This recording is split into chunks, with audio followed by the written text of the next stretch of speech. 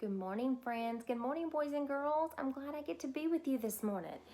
I miss seeing all of you every week and getting to give you high fives in the hallway and giving you hugs, and some of you sitting on our carpet and us telling Bible stories together.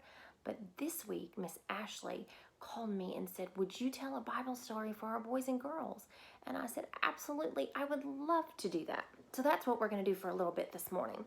I don't know if it's morning at your house, but it's morning at my house. Today, we're going to tell a story from the New Testament, from the Gospels, Matthew, Mark, Luke, and John. And this story is found in Matthew and in Mark and in Luke. All three of those chapters it's found in.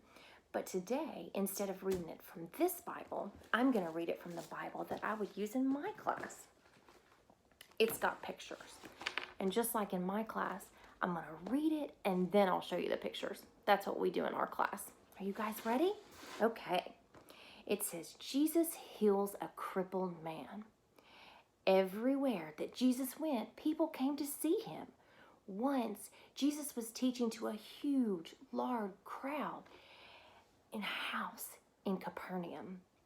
4 men came carrying a man on a mat, and their friends, his legs, they were twisted. He couldn't walk. His friends had heard that Jesus had the power to heal the sick.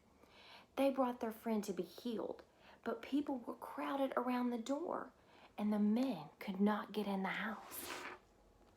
In those days, most houses had stairs on the outside that went up to the roof. The men carried their friend up the stairs. They took tiles off of the roof and dug their way in to make a big opening. Then they lowered the mat down to the middle of the room where Jesus stood. Can you see that? They're carrying their friend, and look at all those people. They're everywhere. They can't get in. Jesus saw how much faith the friends had. He said to the crippled man, "My friend, your son's sins are forgiven." This upset some people in the crowd, and they thought he must think he is God. Only God can forgive sins. But Jesus knew what they were thinking, and he said to them, "It's easier for me to tell this crippled man that his sins are forgiven, or to tell him to get up and walk, and I will show you that I have the right to forgive sins on the earth." So Jesus said to this man, "Get up, pick up your mat, and go home." You see where they lowered him in the roof?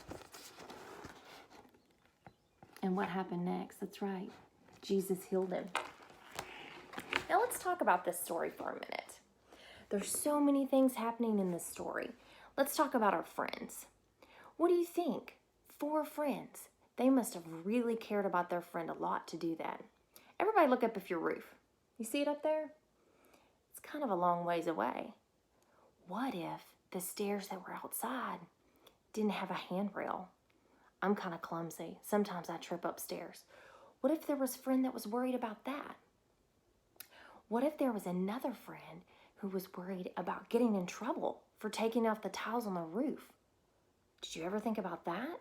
But you know what? None of that mattered. And do you want to know why?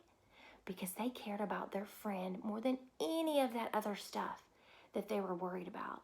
And so they knew and they believed that Jesus was going to heal him. And so they were going to do whatever they had to do to help their friend. Now, who else do you think was brave in this story? What do you think about that? I think they all had to be brave. It might be scary sitting on a mat getting drug up some stairs by some friends, but they all had faith and they all looked out for each other.